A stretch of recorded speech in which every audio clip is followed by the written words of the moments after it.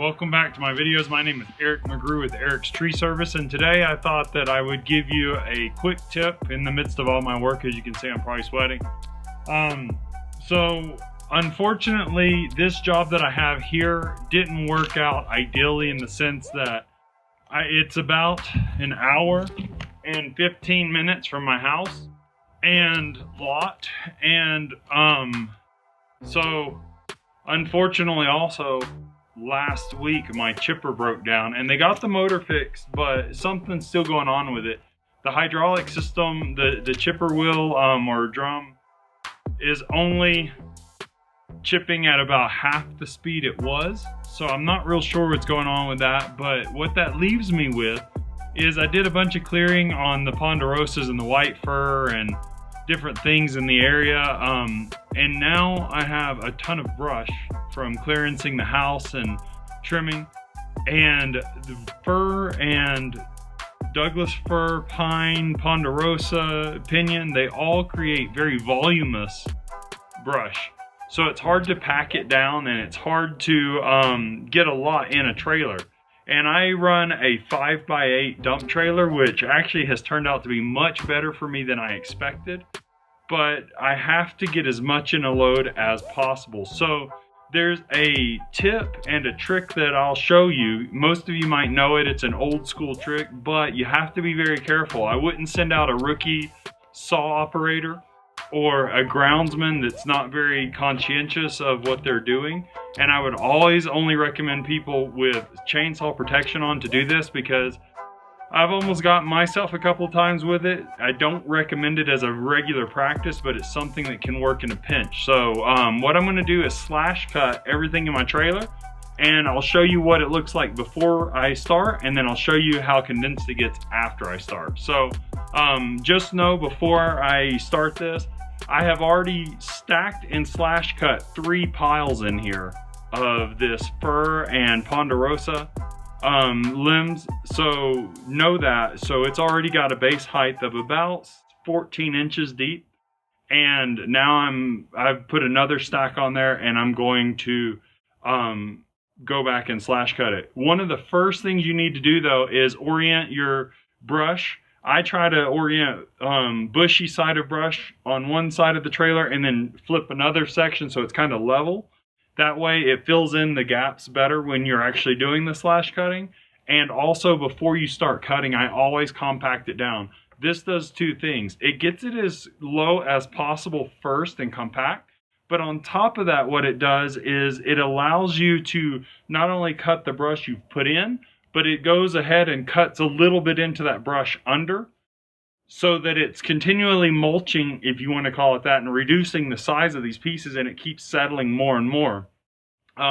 Be careful with the chainsaws you use, of course. If you have a really long bar, there's a good chance that you're going to hit the bottom or the sides real easily, or your legs easily. Your legs and feet will be buried in brush, so it's hard to see them. Keep a close eye on where your feet are versus where the chainsaw is.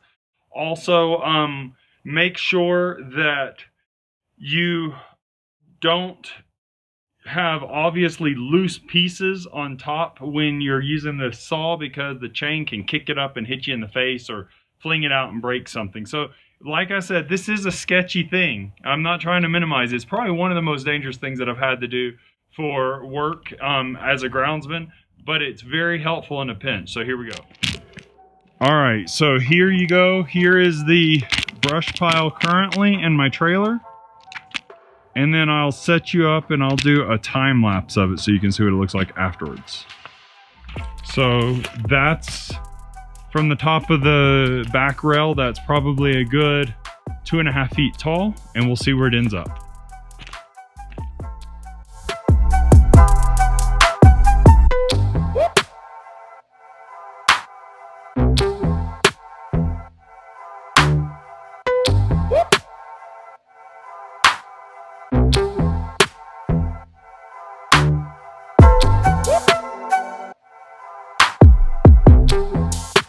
So, hold on, let me fix the camera a little bit. So there you have it. You can see how much lower it is now. Now, I'm using my little Echo 2511T. CS or whatever it's called, TCS or whatever. CS2511T, that's it.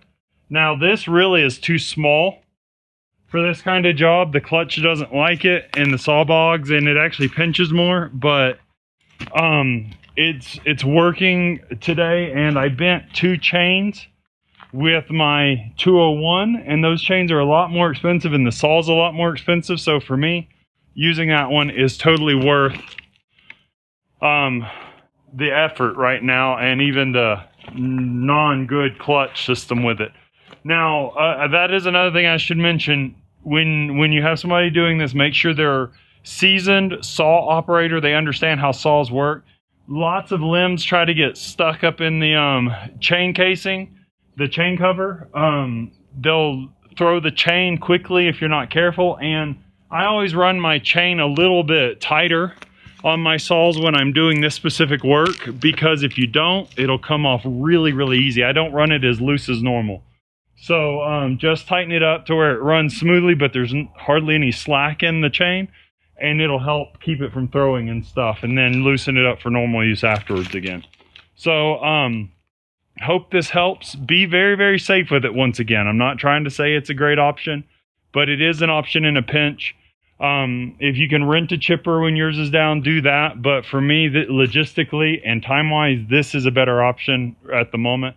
And it's happened that I've been out on a job way away, no rental companies, a chipper breaks down, and this is what I needed to do to get the job done, to get paid to even pay for my rental of chipper immediately, versus, you know, some of the other companies I use with credit and stuff like that for the company. So do what you got to do sometimes, but be very, very careful. I always recommend chainsaw safety equipment. If you wear chainsaw boots, even better. I don't, but I probably should. And also chainsaw protection pants, a minimal. I always wear my helmet with my face shield and my ear muffs, because it echoes in there. It gets really loud and it throws and bounces off. So your face shield is a definitely important thing. Hope this helps you guys out. Please don't forget to like, comment, share, and subscribe. Check out my podcast, Elevated Office, and I will see you guys in the next episode. Bye.